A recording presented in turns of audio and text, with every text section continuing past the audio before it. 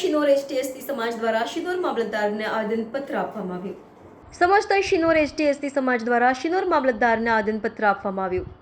SC/ST સમાજના આરક્ષણ અંગેના વર્ગીકરણના ચુકાદાના વિરોધમાં આવેદનપત્ર પાઠવ્યું. ભારત બંધના સમર્થનમાં શિનોર મામલતદાર M. B. શાહને પાઠવ્યું આવેદનપત્ર. આરક્ષણમાં કોટા સિસ્ટમ બાબતે નામદાર સુપ્રીમ કોર્ટ દ્વારા 1 ઓગસ્ટના રોજ અપાયેલ ચુકાદાને લઈને સમસ્ત ST/ST સમાજ દ્વારા આજે અપાયું છે ભારત બંધનું એલાન.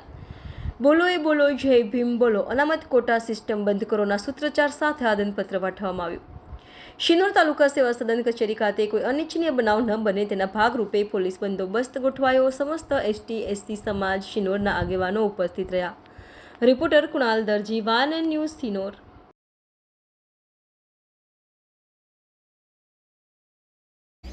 આજ રોજ શિનોર તાલુકાના SC/ST સમાજના તમામ આગેવાનો ભેગા મળી અને મામલતદાર સાહેબશ્રીને આજે આવેદનપત્ર આવ્યા છે.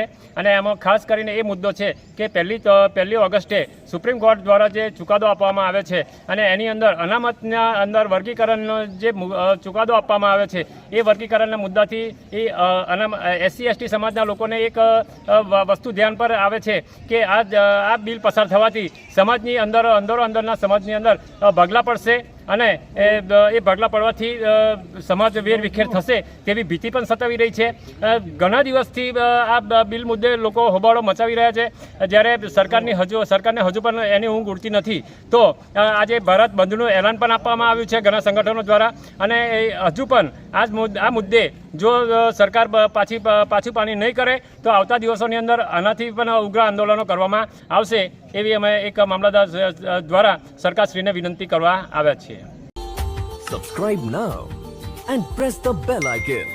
Never miss an update.